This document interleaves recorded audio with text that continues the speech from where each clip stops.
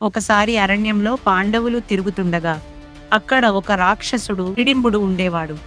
అతను తన చెల్లెలు హిడింబిని పంపించి పాండవులను పట్టుకొని తినమని చెప్పాడు. కాని హిడింబి అక్కడికి వెళ్లి భీముడిని చూసిన వెంటనే అతని ధైర్యం, రూపం చూసి ప్రేమలో పడింది.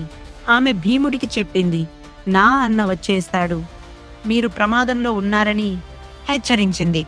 తర్వాత హిడింబుడు వచ్చి భీముడితో యుద్ధం చేశాడు. చివరికి భీముడు ఆ రాక్షసుణ్ణి చంపేశాడు. ఆ తర్వాత హిడింబి భీముడిని పెళ్లి చేసుకుంది. కొంతకాలం వాళ్ళు కలిసి జీవించారు. వారికి ఘటోత్కచుడు అనే కుమారుడు పుట్టాడు. చివరికి పాండవులతో కలిసి భీముడు తన రాజ్యానికి వెళ్లిపోగా హిడింబి తన కుమారుడితో అడవిలోనే ఉండిపోయింది. ఘటోత్కచుడు పెద్దవాడై మహాయోధుడయ్యాడు. తరువాత కురుక్షేత్ర యుద్ధంలో పాండవులకు సహాయం చేశాడు. ఈ కథ మనకు ఏం చెబుతుందంటే, ప్రేమ అనేది ఎక్కడ పుడుతుందో, ఎందుకు పుడుతుందో తెలియదు. కానీ నిజమైన ప్రేమ స్వార్థం లేనిది. అది కేవలం అవతలి వారి సంతోషాన్ని, క్షేమాన్ని కోరుకుంటుంది.